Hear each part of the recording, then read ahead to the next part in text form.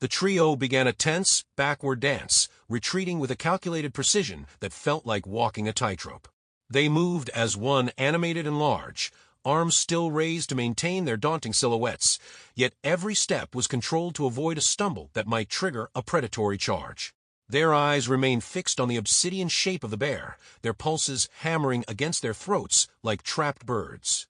Welcome, beautiful soul, to Threads of Grace. This is a sacred space where stories are woven with faith, hope, and truth. Here we untangle the messy, the miraculous, and the in-between moments of life, and stitch them back together with grace. Every episode is a reminder that no thread of your story is wasted, not the frayed ones, not the hidden ones, not even the broken ones. Whether you're listening in the quiet of the morning, on a long drive, or in the middle of a season where you're searching for clarity, you belong here. Expect stories that stir your spirit, conversations that ground you, and reflections that gently point hearts back to God. So take a deep breath, settle in, and allow these threads to wrap around you. This is Threads of Grace, where faith meets story, and every life is beautifully stitched with purpose. Are you two fighting? Victoria asked, her voice vibrating with a jagged edge of pure annoyance that cut through the morning haze. It was barely 8 a.m., the sun still pale and low against the kitchen windows, and yet the two were already at each other's throats, their faces flushed, their postures coiled like springs, ready to snap. No, Jonathan snapped instantly, his jaw set in a stubborn line of denial. Yes, Carrie countered, her voice pitching an octave higher as she threw a venomous glare in his direction. Victoria felt a familiar throb of a headache blooming behind her eyes. She rolled them toward the ceiling, exhaling a long, weary breath. The two were simply impossible. They seemed to lack the basic chemistry for coexistence, turning every shared space into a minefield of disagreement and petty mischief. I don't care who started it or who's lying.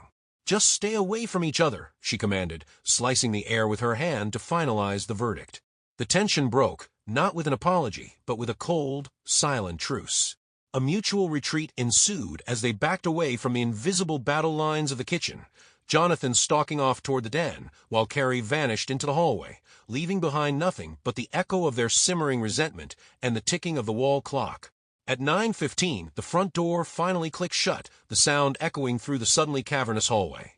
Victoria leaned her forehead against the cool, painted wood of the doorframe and exhaled a breath she felt she'd been holding since 6 a.m. The kitchen was a battlefield of morning casualties, a sticky ring of maple syrup on the granite island, a lone damp sock near the pantry, and the lingering scent of burnt toast and teenage angst. For exactly 15 minutes, she sat at the small bistro table by the window, watching a sparrow hop along the porch railing. She didn't check her phone. She didn't make a list. She simply let the silence wash over her like a physical bomb, trying to erase the image of her daughter's smirk and her son's defensive slouch. By 10 a.m., the silence was a distant memory. Victoria pulled her SUV into the back alley of the Gilded Radish, the gravel crunching under her tires. Before she even cut the engine, she could see the delivery truck for the seafood vendor blocked by a dumpster truck. She smoothed her blazer, checked her reflection, noting the faint, worry line between her brows that seemed to deepen with every passing school year, and stepped into the heat. The chaos of the Radish, the back door swung open to a wall of sensory overload. The rhythmic thwack-thwack-thwack of the prep cook's knives, the hiss of the industrial dishwasher, and the shouting of the head chef, Marcus, who was currently holding a wilted bunch of arugula like it was a personal insult. Trays of polished glassware gleaming under the heat lamps, a server frantically trying to clean a spilled espresso, and a stack of invoices sitting on her desk like an impending landslide. A representative from the linen company was already waiting in her tiny glass-walled office, looking agitated. "Victoria, thank God," Marcus barked, wiping sweat from his brow with a checkered towel. "The walk-in freezer is making a high-pitched whistling sound," the sous chef called out with a flu, and Table 4 is already complaining that their sparkling water isn't bubbly enough. Victoria smiled, the practiced, professional smile that acted as her armor. In many ways, managing the restaurant was just like managing her teenagers, only the kids, here were grown men with sharp knives, and the arguments involved the proper temperature of a medium-rare ribeye. She spent the next 4 hours as a human shield. She negotiated a credit with the seafood vendor, calmed a panicked hostess, and personally visited Table 4 to replace the water with a fresh bottle and a charming anecdote. By the time the lunch rush began to dwindle, Her feet throbbed in her low heels, and her brain felt like it had been through a centrifuge. As she retreated to her office to finally tackle the payroll, she caught a glimpse of a framed photo on her desk. Her 2 children, ages 6 and 8, grinning toothlessly at the beach. They looked so united then. They listened then. They even seemed to love the Lord then. Now, things were a different story. She sighed, a small smile tugging at her lips. Whether it was a messy kitchen at home or a high-stakes kitchen at work, she was the glue. And the glue, she realized, was getting a little tired. The drive home was a slow crawl through the evening commute, the neon signs of the city blurring against a windshield misted by a light drizzle. Victoria gripped the steering wheel, her knuckles white. Usually the transition from general manager to mom required a mental gear shift, but tonight the gears were grinding. Her heart felt heavy, heavier than the stress of a blown compressor or a disgruntled cook. It was a spiritual ache. She had raised them in the pews of their small church, teaching them that character was built on a foundation of faith and humility. But lately, that foundation seemed to be crumbling. The boys' silence was a wall, the girls' sass was a weapon. God had become a boring obligation, and their respect for her had evaporated into a cloud of sighs and slammed doors. When she walked through the front door at 8:30 p.m., the house was dark, save for the flickering blue light of the television and the glow of 2 separate glowing phone screens in the living room. The air felt stagnant, smelling of unwashed gym clothes and the cold, salty scent of a discarded pizza box. "Hey," Victoria said, her voice sounding thin to her own ears. The responses were a grunt from a sofa where her son lay sprawled, and a distracted hi from her daughter, who didn't even look up from her screen. Victoria didn't go to her room to change. She walked straight into the living room and stood in front of the TV, blocking the light. "Phone's in the basket," she said, her voice low and steady, the voice she used when a vendor tried to overcharge her. "Now." The protest was immediate, the predictable why, and this is so unfair, but Victoria didn't budge. Once the devices were surrendered, she sat on the coffee table, facing them. She looked at their faces, faces that used to look up at her with wonder during bedtime prayers, and felt a sharp pang of disappointment. "I spent 10 hours today managing people who are paid to listen to me," she began, her eyes moving between them. "I come home to the people I love most in the world, and I feel like an intruder in my own house. I see disobedience where there used to be kindness. I see a total lack of gratitude for the life you have." Her daughter started to roll her eyes, but Victoria held up a hand. "No, not tonight. We talk about character in this house, but lately I don't recognize yours.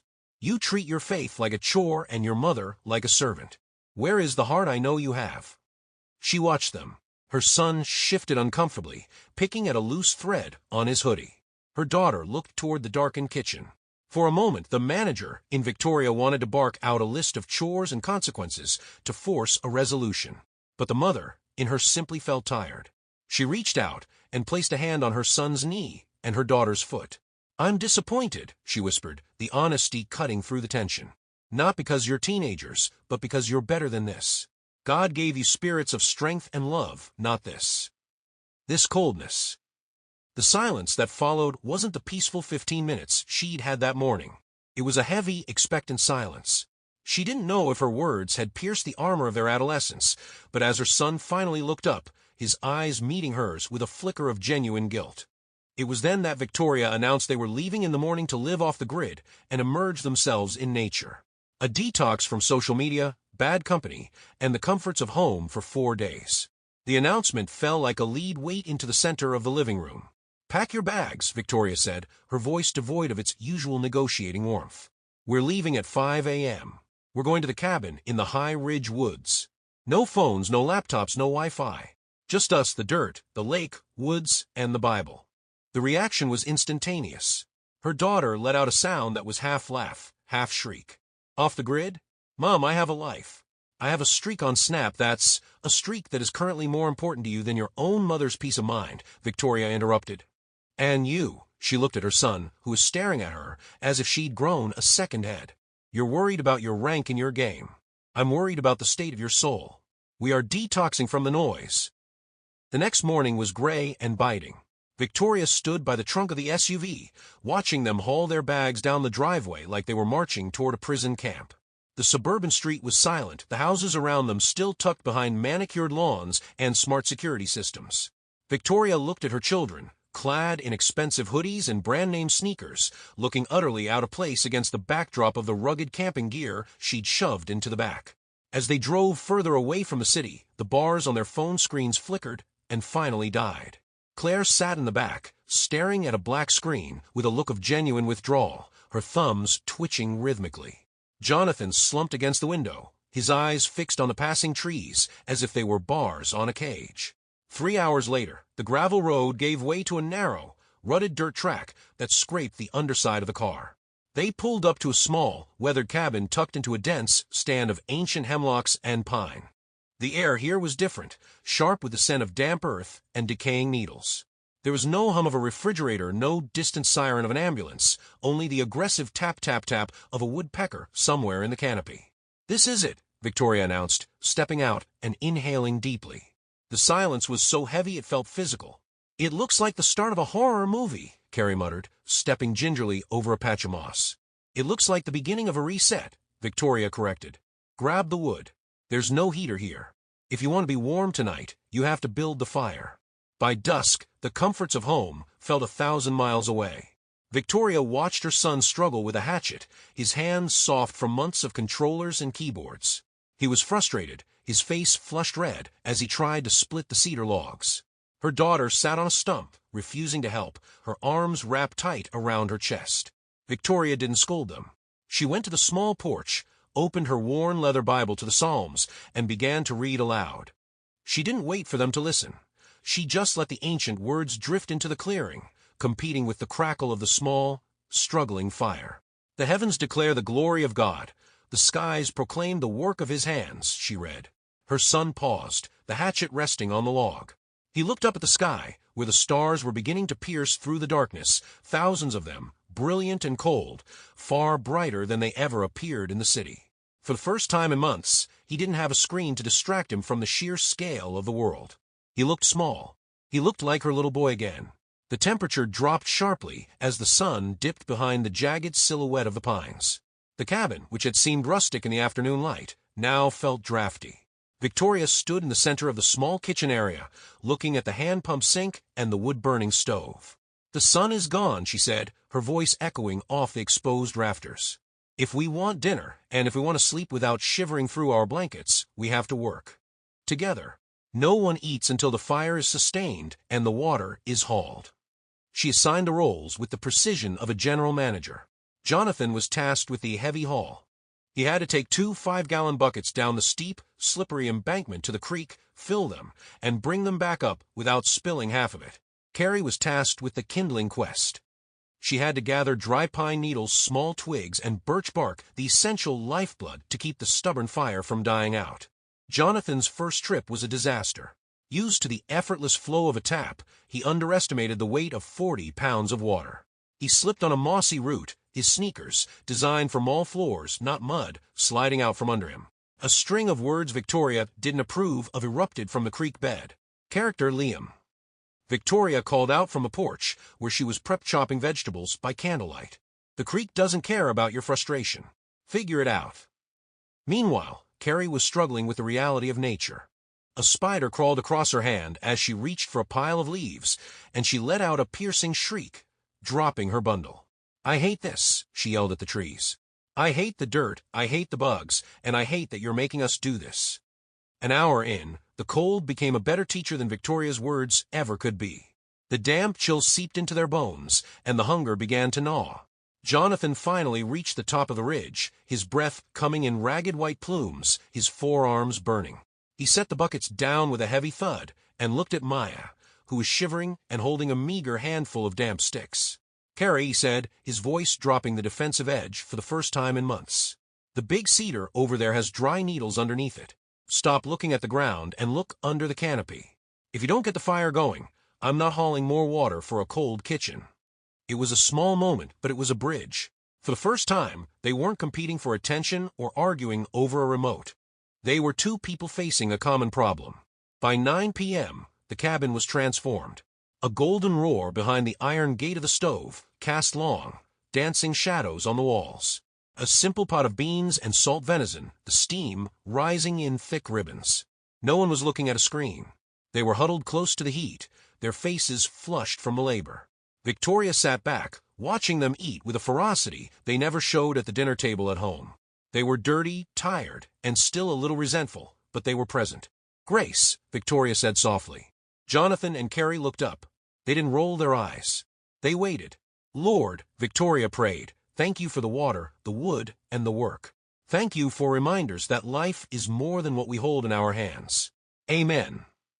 In the silence that followed, Jonathan reached out and moved a heavy log closer to the stove, his movements careful and deliberate. He didn't say anything, but he didn't pull away when Carrie leaned her head, just for a second, against his shoulder. The following morning, the sun didn't rise so much as it bled through the thick mountain mist, turning the forest into a cathedral of gray and silver. Victoria was up at dawn, her joints stiff from a thin mattress, but her mind was sharper than it had been in weeks. "Jonathan, Carrie, up. Now," she called, her voice cutting through the silence like a blade. There was no reprieve here, no soft indulgence of a snooze button. There was only the biting reality of a cabin that had surrendered its warmth to the mountain air hours ago. As the children stirred, their breath blooming in pale, ghostly clouds against the rafters, she hurried them into their boots, barely giving them time to shake off the heaviness of sleep. Into the wild, once they stepped across the threshold, the stillness of the cabin was replaced by the vast, echoing breath of the forest.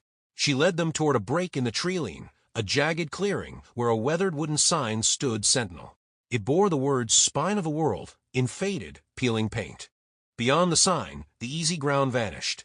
In its place, a steep, punishing trail began its ascent, winding upward through a labyrinth of jagged limestone and ancient, emerald ferns that seemed to groan under the weight of the morning mist.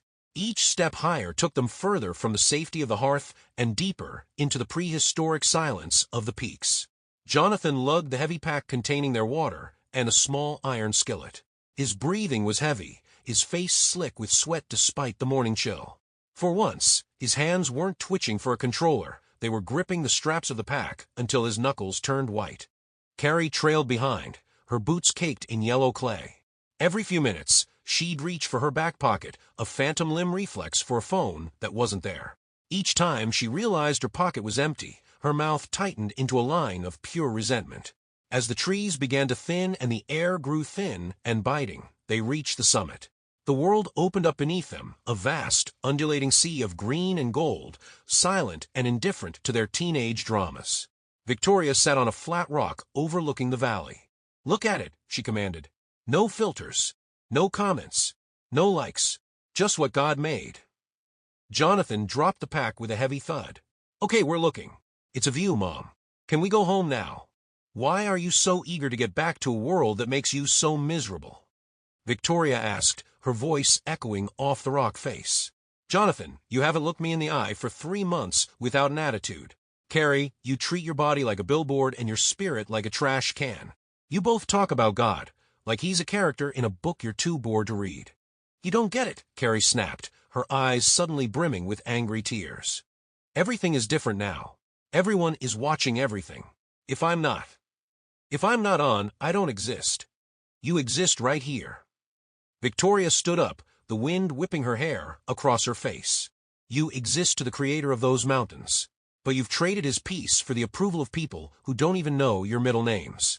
You've let disobedience become your personality because it's easier than having a pure character." The silence that followed was different from a cabin silence. It was raw. Jonathan looked out over the edge, his shoulders shaking slightly. "I'm tired, Mom," he whispered, finally looking at her. The mask of the uninterested teen cracked. "Everything is so loud all the time. The games, the group chats. It feels like I'm failing at things that don't even matter." Victoria walked over and pulled them both into her arms. For the first time in a long time, they didn't pull away. They stood on top of the world, 3 small figures against the vastness, shedding the weight of a world they were never needed to carry alone. The descent began in a tense, heavy silence. The wind that had felt cleansing at the summit now carried a sharp, metallic bite. As they dipped back below the tree-line into the shadow zone, a stretch of forest where the hemlocks grew so thick the sun struggled to touch the forest floor, the atmosphere shifted from spiritual to primal. "Mom," Jonathan whispered, stopping dead in his tracks. "Do you smell that?" It was a cloying, heavy scent, like wet fur and old copper. Victoria felt the hair on her arms stand up. In the restaurant, she was trained to spot a crisis before it boiled over, and every instinct she possessed was screaming. 30 yards ahead, the emerald wall of dense shrubbery suddenly shuddered and buckled, as if the forest itself were exhaling. Then came the sound, a low, guttural vibration that bypassed their ears entirely, manifesting instead as a hollow thrumming deep within their ribcages. From the tangled shadows, a black bear surged onto the narrow trail. It was a creature of singular, lean intensity, its frame massive yet gaunt, a testament to the long, starving months of winter. Its coat was a matted, obsidian shroud that seemed to swallow the morning light. There was no startled retreat, no crashing flight into the brush. Instead, the beast claimed the path, planting heavy, silver-clawed paws into the soft earth. It stood its ground with a terrifying stillness, its heavy head swaying in a slow, rhythmic arc as if catching the scent of their fear.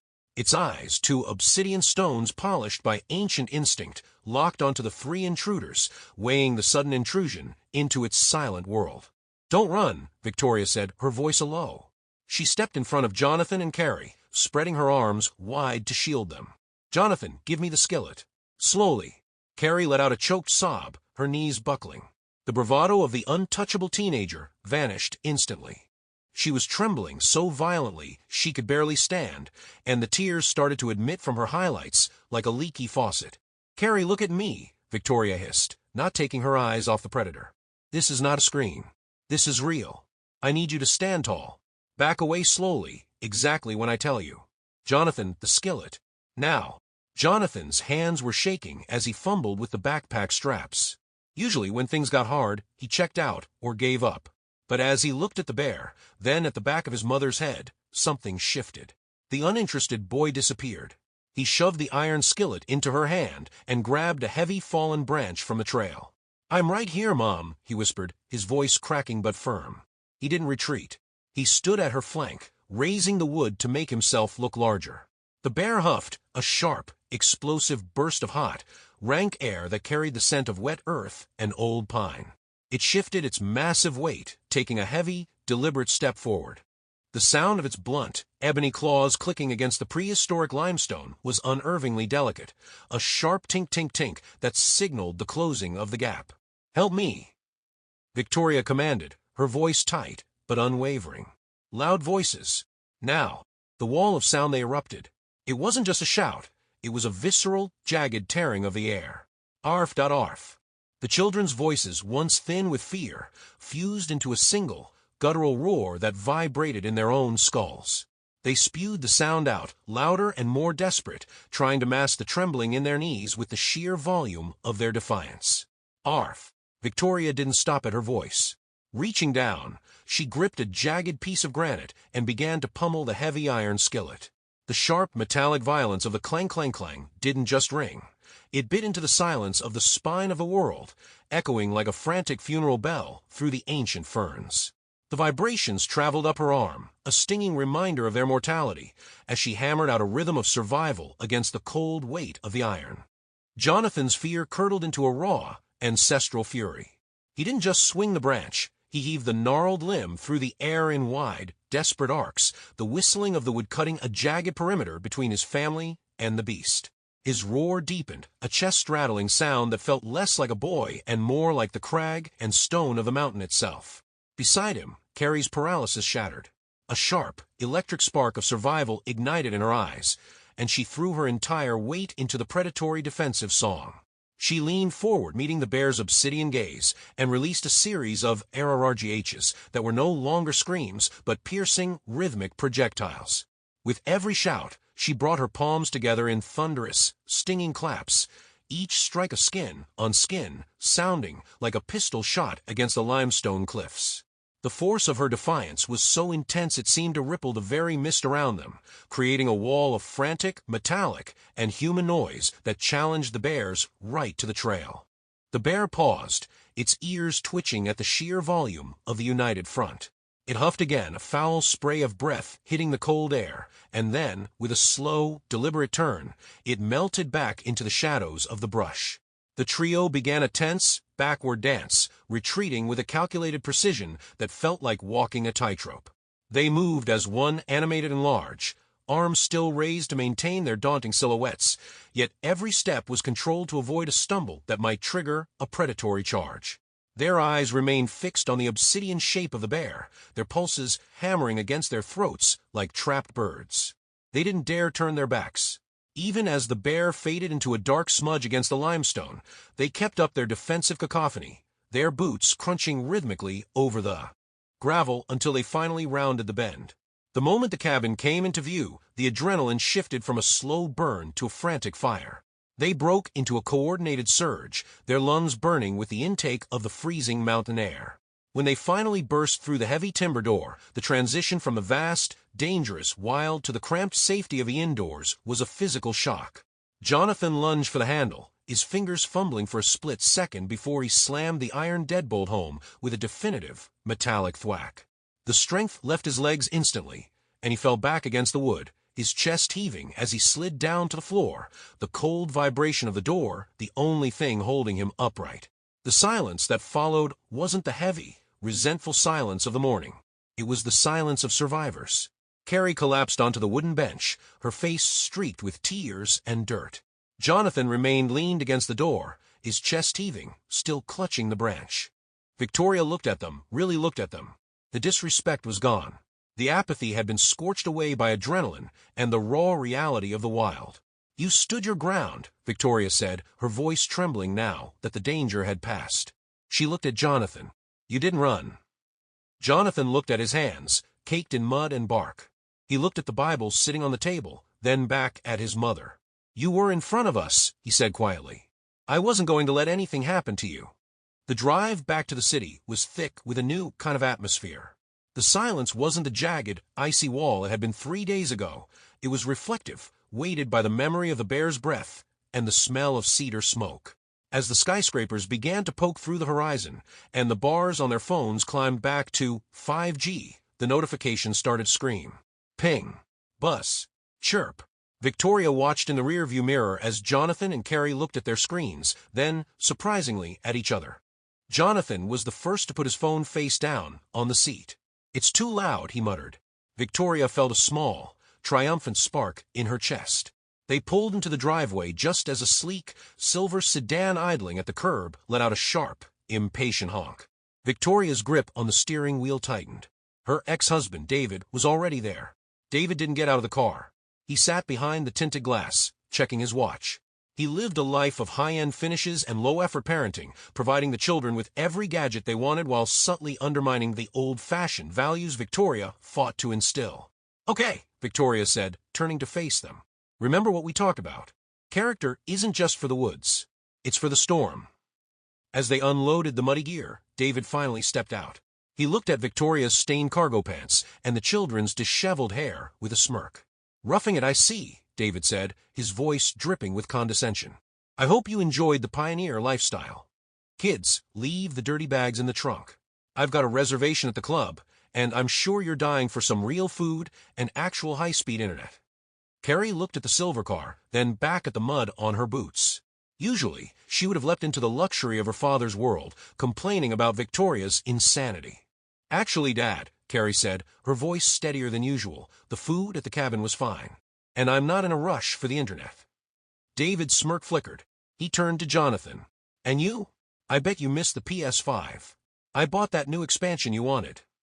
Jonathan hoisted his bag, looking David in the eye, a direct, firm gaze he had learned on the ridge. "Thanks, Dad. But I think I'm going to spend some time outside this weekend.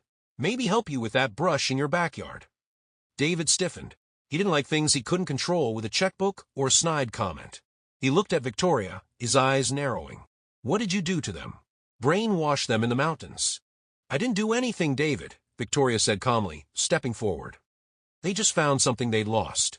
I'd appreciate it if you didn't try to help them lose it again." "Always the manager, Victoria," David snapped, grabbing Jonathan's bag and throwing it into his trunk with unnecessary force. "You can play moral compass all you want, but they're with me now. We're going to live in the real world." Victoria stood on the driveway as the silver sedan pulled away. She saw Jonathan looking back through the rear window, his hand raised in a small, quiet wave. She was alone again. The peace of the empty house returned, but this time, it felt different.